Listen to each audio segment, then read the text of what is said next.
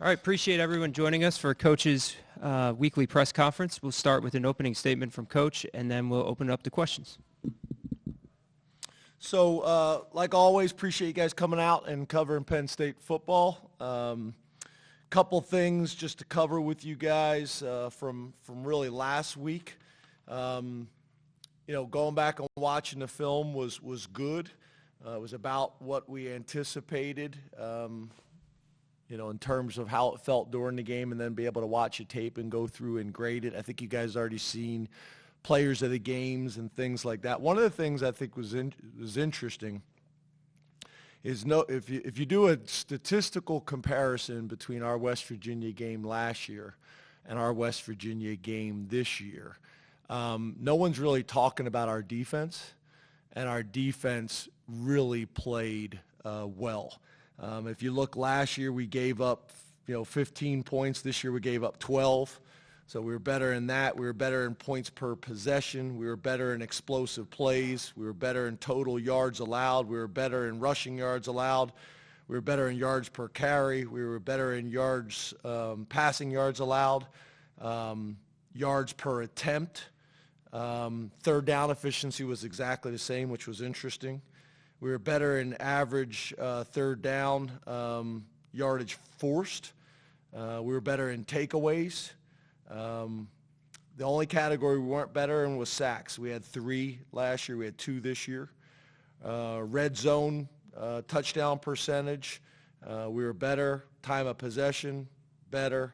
And then QBR significantly better of the opposing quarterback. So, I think on a real positive note, our defense played better, and then not only did they play better, they played better on the road without the home environment. So those were positive. Turnover battle, you guys know we won.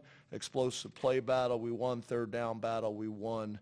Sack battle, we won.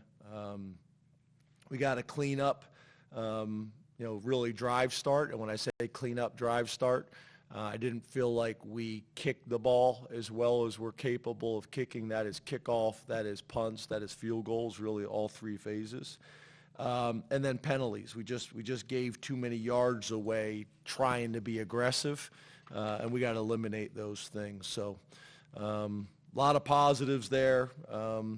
Few more notes, in terms of offensively, defensively, and special teams. Positives on offense, we were explosive and physical. We got to be better in ball security and some of the pre-snap things. Defensively, we did a great job stopping the run. We limited explosive plays. I think we only had 1.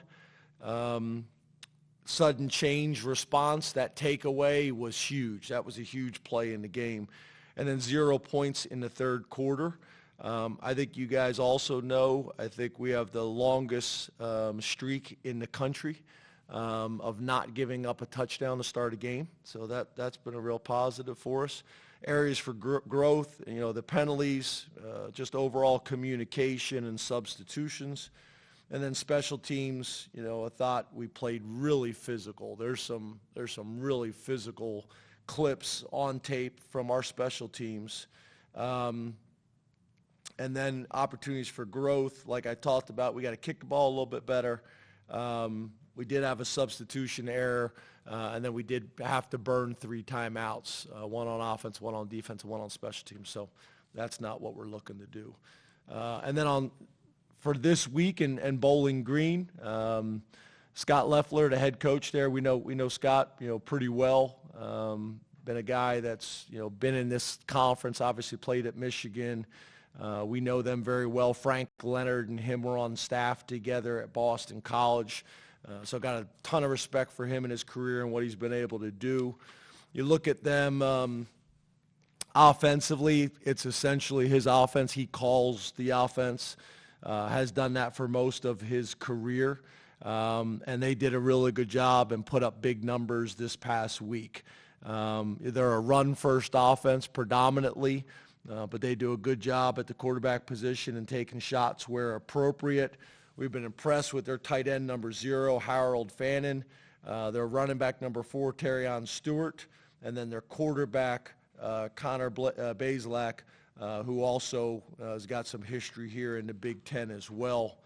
And then defensively, Steve Morrison and Sammy Lawinson running the defense over there. And, from what we've seen on tape so far, they're going to create some challenges. I would say looking at their team in general, they're a bigger, more physical team than what I anticipated. You look at them on film, but then also look at their numbers. They're a big physical group. This is a team that's going to play combination of odd and even front. They're primarily a middle-of-the-field open defense, but they will close it up and play some zone cover 3 and a decent amount of pressure as well. Guys that we've been impressed with is their cornerback number 1, their defensive end number 5, and then their linebacker number 3. Very, very productive players. And then on special teams, Alex Bayer does a nice job for them in coordinating their special teams. Right now, their rankings and statistics are really good. Obviously, they returned the opening kickoff of their game for a touchdown. Their kick returner number 20 and their punter number 41 are guys that we've been impressed with. So still early in the week, kind of figuring out who they are right now, putting the game plans together. Obviously, we do not have practice today. It's a game planning day for us, and the players are in the building watching film on their own. And then Tuesday we'll have practice, and then see you guys out there for a portion of practice. No changes on the depth chart at this time, and no changes to the red, yellow, or green list that you guys are aware of. So open up the questions. Let's go to Rich Scarcella on Zoom, followed by Frank Bodani. Good afternoon, James. How are you? Good. How are you? I'm well, thank you. James, Smith Vilbert is somebody who more or less missed 2 seasons, and I was just wondering, to see him have the impact he did Saturday, and what was going through your mind, and also what do you think kept him going to persevere through everything? Well, I think the first thing I'd say is I think you guys remember me talking about Smith as a guy that no one's really talking about, that I think is going to have a big year for us. And a big part of it is it's understandable, right? He missed essentially 2 years of football. But, you're talking about a guy who was a high-level basketball player when we recruited him. He's 6'6", he's 280 pounds, he can run, he can bend, he's aggressive. And he's mature. You got a mature football player. So, I'm proud of him. He's also a guy that got his degree. He's done it right from that standpoint. And I know he's extremely hungry this year with as much time as he's invested to really help this team as much as he possibly can, to help the defense as much as he can. And obviously also to have a big year for himself and for his family. So, I think you guys are going to continue to be talking about him a lot this year. I think there'll be a lot of conversations about him, on a national scale as well. Those guys are hard to find. Guys that, have a chance to be physical against the run, but it can also be disruptive as pass rushers. His length is an issue for people. But, I'm really proud of him. I think he's going to have a big year, and I'm glad you asked about him. Let's go to Frank Bodani, followed by Mark Wogenrich.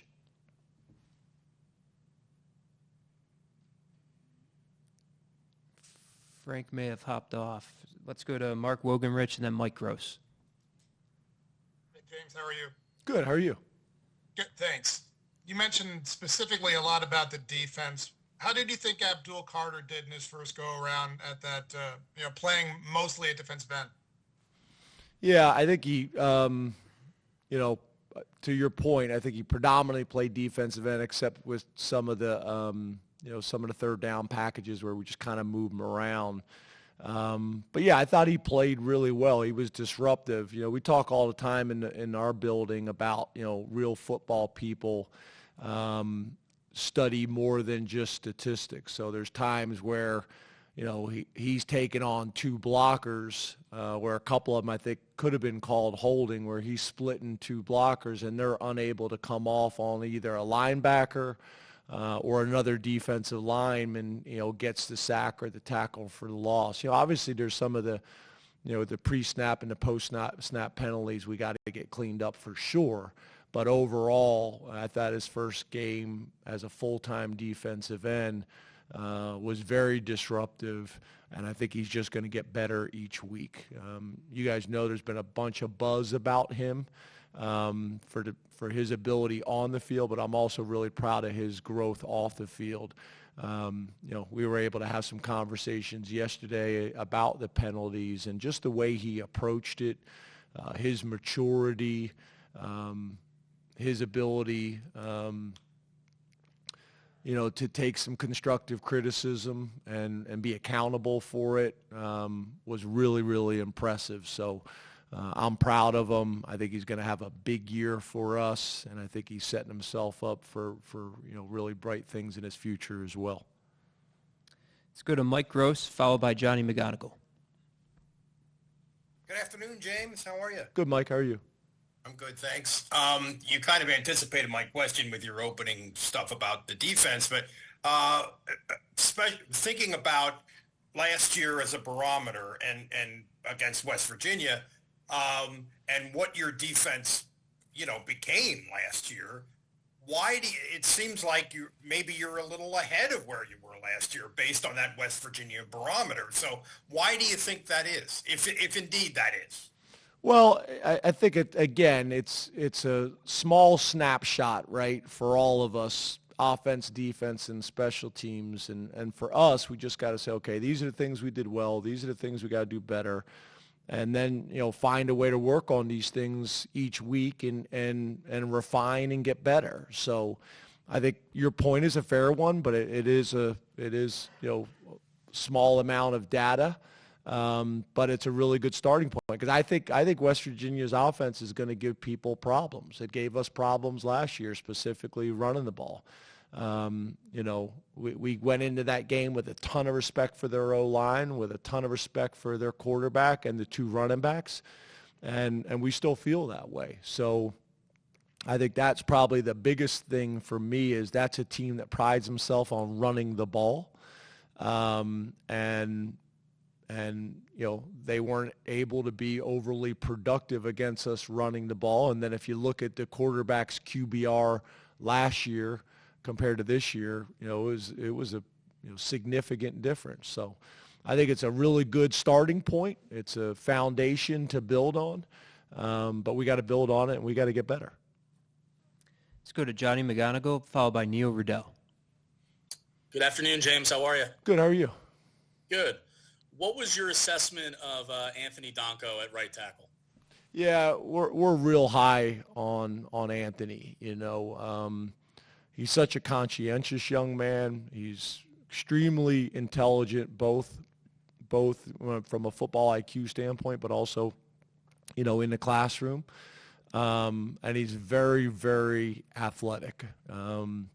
There's a lot of good signs about his habits early on, as you guys have heard me talk about before he committed to us, before he became, a national recruit. And I think we had 6 camps. He came up to every single camp with his mom and 2 brothers. And that's kind of the approach he's taken. He's just got a workman-like approach and just continues to get better. Played really well in the bowl game, which gave us some excitement about, what his future could be. And then, we thought he went out and played really well in week 1. So, you can't have enough guys that are 6'5" plus and 330 pounds and can move like him. And again, the consistency and the intelligence that he has. So, he's another guy that, I think is just going to get better and better as the year goes on. We also plan on playing Rucci more, getting Rucci some opportunities as well. But Donka's playing, really well in the 2 games that we've been able to kind of watch him and evaluate him. But it's also what we see in the weight room. It's what we see in, summer workouts and winter workouts, and what we saw, throughout training camp too. Let's go to Neil Riddell, followed by Mark Brennan. Hey, James. I Hey, was Neil. wondering, happy Labor Day there. You too. Xander's miss, I know you look like you showed confidence in him, to take that shot. Would you have liked to have got him, a closer field goal for to get started with? Can you walk through that a little bit? Yeah, the plan was there to either go for it on fourth down. If I remember correctly, I think it was like 3rd and 10 or 3rd and 9 at the time. And we were planning on going for it and trying to get it to 4th and 5 or, a shorter field goal.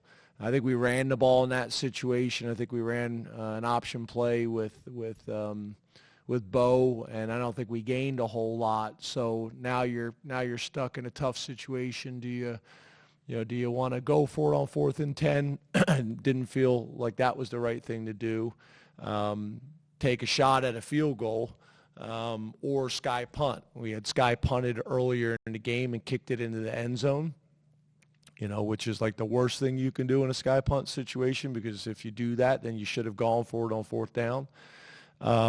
And obviously we wanted to give him an opportunity to get a field goal and start on the right foot. So not ideal, probably all the way around, offense, and special teams. So, I think your question is a fair one. But, we got a ton of confidence in him based on what he did all training camp and what he did all spring ball, and I know he'll make the next one. Please raise your hand. We'll take a mic to you. We'll start with Mark. You too, Mark.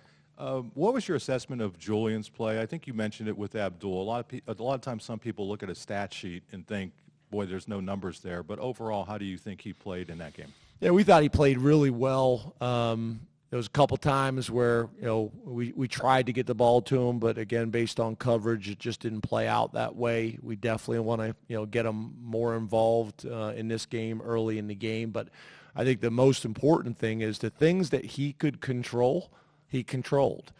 He blocked really well. He ran really good routes. If you go back and watch the play that we threw the touchdown, Bo threw the touchdown to Tyler Warren, that's because of Julian. Julian, basically it's almost like a 3 vertical scheme where he's got to get to the backside hash, but before going to the backside hash, he attacks the safety in the middle of the field and crosses his face, which occupies the safety and doesn't allow him to slide over and get into the window of where we threw the ball to Tyler Warren. And here he is late in the game, still running, great routes to put us in a position to make big plays. You could say the same thing for the ball that we threw to Trey. He runs a corner route, pulls the safety out of the window, allows Trey to get hit, on the skinny post or seam or however you want to describe it, for the touchdown. So the things that he could control played very, very well. And again, just like we talked about earlier, those are the things we talk about in our building. Those are the things that, for these guys' futures that they watch. Obviously, you'd love stats to go with it, and those will come. We're confident in that. But I thought he played very well. Let's go to Tyler and then John. Hey, James. Hey, Tyler. Bo Prabula and his usage throughout the game, early, often. I'm curious how you would kind of evaluate how it went game one and what you ultimately would like to maximize from that situation moving forward. Yeah, I think it's a real positive for us because although Drew obviously is showing he can make plays with his feet, Bo has that ability, maybe at a little bit different level and a little bit more of a playmaker. So being able to get him on the field and really challenge the defense, and we have a ton of different ways that we're going to be able to do that with both of them on the field or just Bo on the field, and ways that we can take advantage of it in just pure runs, pure passes, and then some of the things that we can do, with Bo in the game as a runner, Bo in the game as a receiver, Bo in the game in a lot of different ways. So, being able to each week add to that package so that the defense can't put you into a package, when he comes on the field. If Drew is on the sideline and Bo comes in, they're able to go to a true Wildcat package. And for us, we want to, just like we did last year, try to build as much around this that they can't do that they have to. Even the throw that we just got done talking about to Tyler Warren, that causes some issues now if you just want to put him into a Wildcat package mentality. So all those things are really important. We want to be able to use him throughout the game. That I think I mentioned to you guys after the game, that was the approach in the two-point play to get started right away, to get him involved as early as possible, and we felt good about the concept. But we want to continue to do that. But we also want to make sure, like I already mentioned, that it's not the same things that you're seeing out of him each week. John? Hey, James. Hey, John. We saw Caden Saunders on punt returns, but not on offense. Was that related to the bumps and bruises you said that he had, and how do you think the other receivers stepped up without him playing? Yeah, so we weren't sure if he was going to be able to go, and the plan was as long as the doctors and trainers and Caden felt like he could go, we were only going to use him as the punt returner in the game. On top of that, the way that West Virginia punted the ball, end over end, more of a hang time type of team. We thought it was going to be mainly a fair catch game anyway, so felt like he was able to do that. But we're hoping that we'll have him back, as not just a return man, but also as a receiver this week as well. And then I think your question about the other wide receivers, again, I thought the group played well. We had some other bumps and bruises as well that I think we're through now. But we'd like to get as many guys involved, because I think, one of the things when you talk about balance, is not really the ability to be 50% run, 50% pass in the game. It's having the ability to run or pass in any given situation. But also, like Mike Leach, talked about, balance is also ball distribution, that the defense isn't just concerned about one player that they need to eliminate, that they realize and see through film that there's, 7, 8 guys that can get the ball and can make plays. That's running backs, that's tight ends, that's receivers, and the ball can be distributed across the field, making them defend all 53 and a third and all 120. In the back, T. Frank. James, how you doing today? Good, T. Frank, you? Good. I actually want to ask you about that connection between Drew and Trey. Obviously, a big game from both of them with the explosive plays, but I was curious your assessment of their chemistry together, and was there an opportunity for even more in that game that you saw that they could work on and kind of get on the same page, or were those situations different than that? Yeah, again, I think just trying to be careful that we don't jump to too many assumptions based on one game, and a limited amount of data. What I would say is when you talk about missed opportunities, you guys probably saw the play action pass we ran out unbalanced, I think it was, and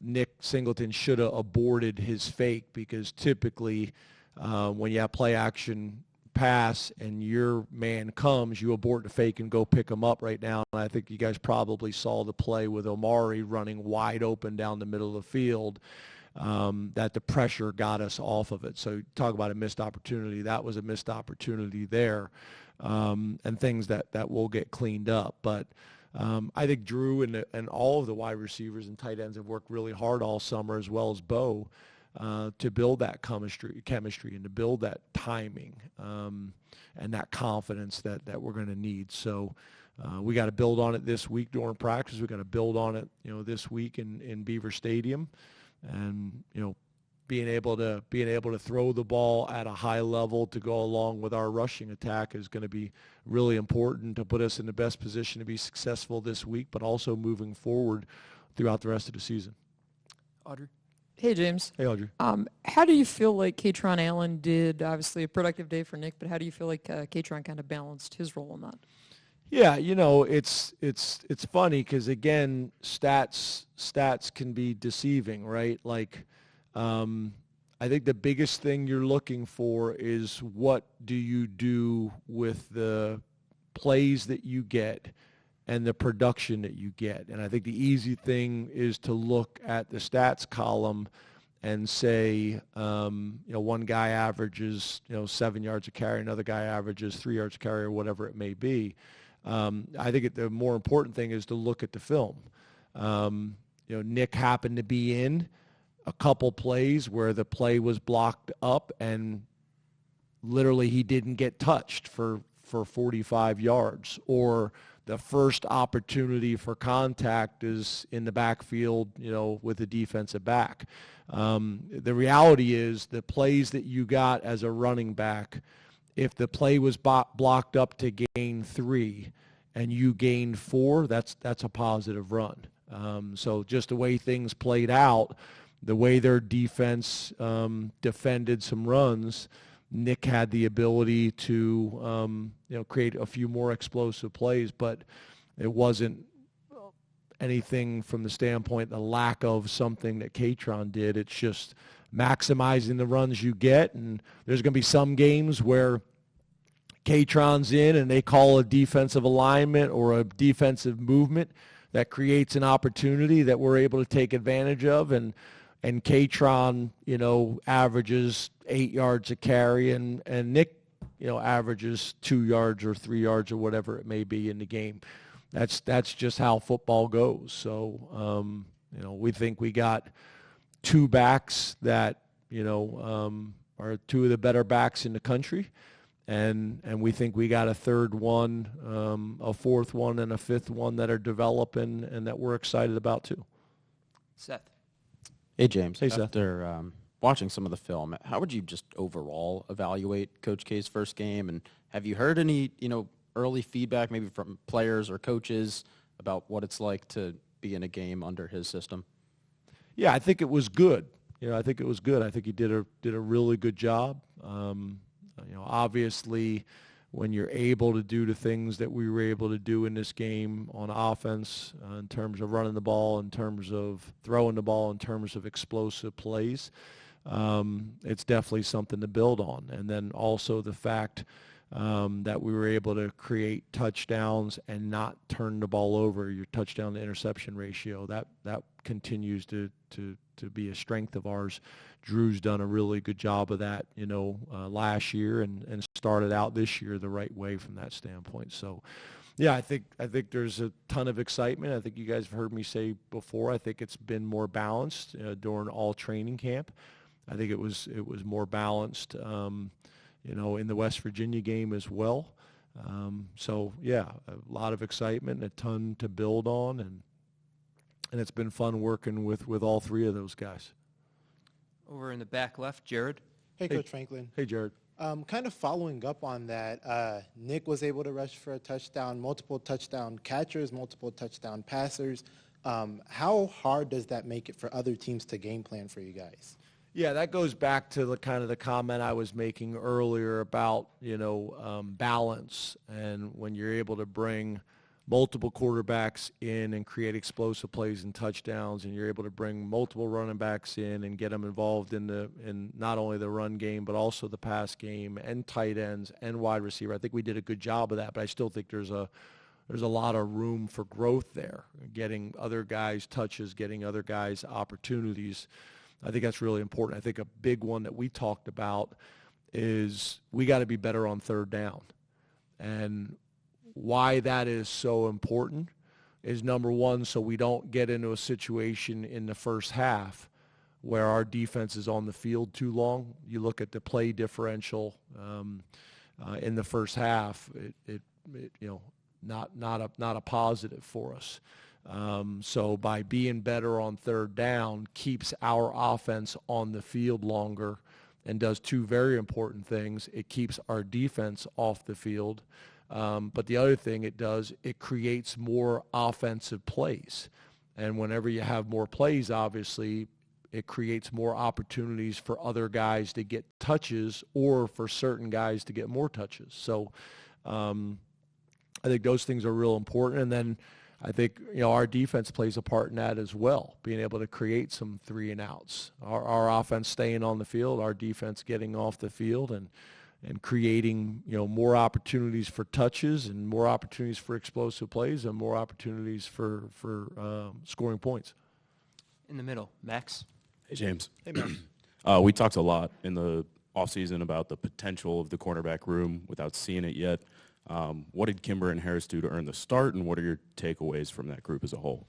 Yeah, I think you're going to see a rotation there. We feel like we got 6 guys that all can play, and I think you'll see a little bit of a rotation. We'll see how this week goes, but different guys starting based on how they practice that week, like a true competition based on weekly production and weekly practice habits. I think Elliott's another great example. He played really well on special teams, starting in 4 units, and then, also got reps at corner and made a huge interception, which was a big-time play. So, I don't think I'd be careful if I was you guys, not just at corner, but a lot of positions, feeling like the guys that started in game 1 are going to be the exact starters in week 2 or throughout the year. We got time for 2 more in the back. Allie? Hey, James, how are you? Good, how are you? Good. How do you attack this week knowing that on the back end is a really early season bye week? How much do you want to see from your guys before you get a break 2 games in? And how important is this being back at home, being able to settle some of those things that might have been challenges on the road? Yeah, this week it doesn't really change. We'll stick to our normal routine. Obviously, next week having 2 byes and how that factors in. Spent a ton of time, this summer as well as last week, talking to Andrew Nelson about that, talking to Tom Allen about that, talking to Justin Lustig about that, talking to Andy Kotelnicki about that in terms of what did Kansas do during the bye week, what did Indiana do during the bye week, what did Vanderbilt do during the bye week, what do some of the NFL organization do, what are some other programs that we have close connections, what do they do, get with Andrew Nelson about what's the appropriate thing to do and any tweaks that we need to make to our process. And then also the fact, again, that we got 2 byes and how do we approach that. So it won't really change anything for this week. But obviously, next week, all those things and all those decisions that we made, we'll execute them. I don't see a whole lot of changes because the feedback that we got from a lot of the places that we looked at are similar. But we try to do as much after-action review as we can. I actually was talking to, Andrew Nelson this morning about that, Nelly, about training camp. I wanted him to go back and revisit all of training camp and any suggestions he would make. And then me and Ben Kerr documented them for next year and already made the adjustments on next year practice shells, for training camp, some things that we think we could do a little bit better. And then we'll do the same thing after this first bye week. We'll look at it afterwards and say, okay, now with the second bye week and later in the season and, obvious wear and tear that's going to occur, how do we handle the second bye week different than the first bye week, excuse me. So, but I don't see a whole lot of changes, this week in our approach. Last question, Daniel. How's it going today, James? Good, how are you? Doing well. We saw a more demonstrative side out of Drew. Demonstrative, like that. On Saturday. Where'd you go to college? I don't know if I should answer that one. I want to know, and the fact that you're nervous to answer it is University telling. of Maryland. Oh, Terp. We overlapped for a year. Nice. In 2010. 2010. Mm-hmm. Nice. Pretty good year. Yeah. Is that a good year, 2010? Yeah. Yeah. Awesome. We saw Drew, with the official after the cadence. We saw him signaling first down. Now, did you guys go back and watch that play on the TV copy? Mm-hmm. What'd you guys think? Can hear some things. Yeah, I'm not talking about hearing things. You guys see the guy clapping. Mm-hmm. Yeah, it's pretty obvious on TV. It's interesting. I don't know if everybody saw that, but I want to clear that up before I answer your question. I think a lot of people thought that that's what they were reviewing. That's a non-reviewable play. So I think there was some confusion about that as well. Mm-hmm. Sorry. Back to Maryland and your other questions. But we saw, drawing with West Virginia players, the defenders said that this is a different side of Drew that they haven't really seen that much. What has it been like bringing that part out of him, and what has gone into getting him to be this comfortable and kind of showing this side of him? Well, I think part of it too, right, is it's year 2 for him as the starting quarterback and year 3 in the program. So he shouldn't look the same. He shouldn't behave the same. There should be growth. There should be more confidence. There should be more swagger. Because he's earned that, right? Confidence is something you earn. It's not something that you give. It's something you've earned, and he's worked really hard, and you see it in his play. That stiff arm was a credit to our strength and conditioning program, but it's also a credit to Drew and the work that he's put in. And I also think for that to happen on our sideline and for our sideline to see that and see him make a play like that he has not made in the past, and then to react the way he reacted was really pretty cool. And, I think all the points you make are fair.